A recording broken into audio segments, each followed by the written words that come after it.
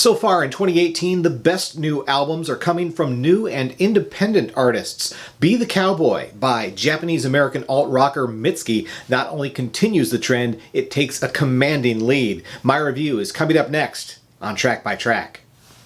Hey everybody, my name's Kyle, and this is Track by Track, music reviews, news, and commentary. Thanks for tuning in today, and if this is your first time here, please take a second to click subscribe so you won't miss future reviews and more. In 2016, singer-songwriter Mitski first hit my musical radar with a huge blip that was her single, Your Best American Girl. That song came from her excellent and cheekily titled album, Puberty 2, an album that I ended up ranking in my top 10 for the year. In the time that's passed since that release, though, I found that my affection for the album seems to have faded a little. I don't find myself returning to it as often as I expected I might. Nevertheless, I've remained of the opinion that Mitski is one of the most promising new artists that I've heard in recent years. That sentiment was certainly reinforced with the release of her newest album. Be the Cowboy is a remarkable exercise in musical efficiency. Mitski manages to cram 14 tracks into this album's lean 32.5-minute runtime. With nearly every track clocking in at well under 3 minutes in length, there's not a second of wasted sound to be found. At a high level, what we have on Be the Cowboy is a collection of songs that ruminate on common themes like relationships gone bad or feelings of self-doubt. Now, I know that probably sounds depressing as hell, but rarely have such topics felt so exhilarating. That's due in no small part to the brisk pace of this album. On every song, Mitski gets right to the heart of the matter, lays her soul bare, and then quickly moves on to the next gut-wrencher before we even have time to catch our breath. From a lyrical perspective, I don't want to get into a bunch of quoting and analysis here because I think that would be a disservice to the music. Mitski is working with such efficiency of language on this album that, to quote even a couple of lines from any song, feels as if it's giving too much away. On top of that, I also find that the majority of the lyrics achieve a level of poetic expression that makes them feel like they'd stand on their own apart from the music. That's a rare feat, even for the most celebrated of songwriters. One point of comparison I do want to make on these lyrics, though, is to one of my favorite female singer-songwriters, Liz Phair.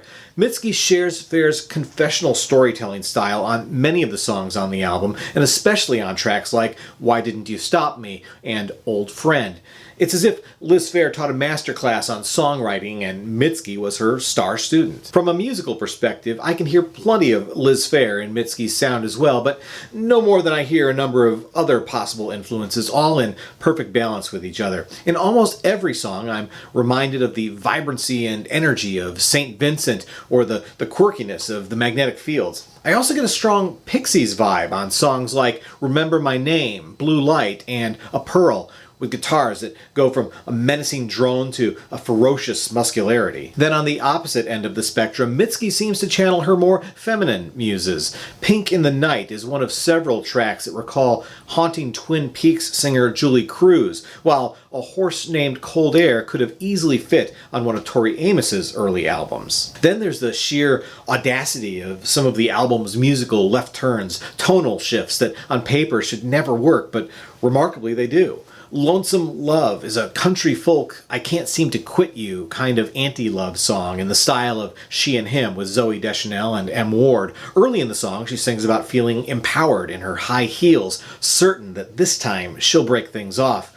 But later, the song closes with the sound of those same heels echoing across his floor as she makes the walk of shame to catch a taxi. 2 tracks later, we get the almost Beatlesque piano stomper, Me and My Husband, a song with a similar I Can't Quit You sentiment, but at least here she's trying to make the relationship work, for better or worse. That's followed shortly after by the disco stylings of Nobody, a song that features Mitski's boldest and most confident vocal performance on Be the Cowboy. Then on Washing Machine Heart, she practically switches to industrial mode with deep, beefy synths and a pulsing beat that seems to simulate the song's title. Speaking of synths, another noteworthy element of the album is the frequent use of synthesizers that give many of the songs on the album an almost retro feel. Come Into the Water, for example, features an organ sound that's clearly electronic rather than organic, and it lends the track a feeling of being almost kitsch, if that makes sense. Everything I've highlighted so far is sandwiched between the two fantastic bookends on this album. Be the Cowboy starts off brilliantly with Geyser, a slow burn that builds into musical fury that calls to mind the majestic sensation of many Florence and the Machine songs. 14 tracks later, Mitski closes the album with Two Slow Dancers, a tender piano-based ode to love and aging. It's as beautiful an ending as Geyser was an epic start. And as the last note fades, it's hard to believe that barely half an hour has passed. I think it's fair to say that this album surpasses her Puberty 2 in nearly every way. It's easily a more consistently strong collection of music, song for song.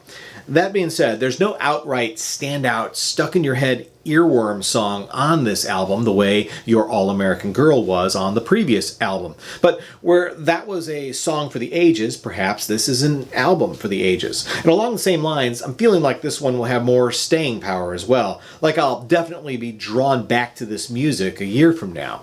So I'm giving Be the Cowboy by Mitski a strong X rating of 8 out of 10. This one comes highly recommended and is currently a frontrunner for Best Album of 2018. Don't miss it. Once again, my name's Kyle, and this has been Track by Track. If you like this video, be sure to give it a thumbs up, plus check out some of these other videos below that I think you might also enjoy. And of course, be sure to click subscribe, because true music fans always want new releases the day they come out. Thanks for watching, and I'll see you next time.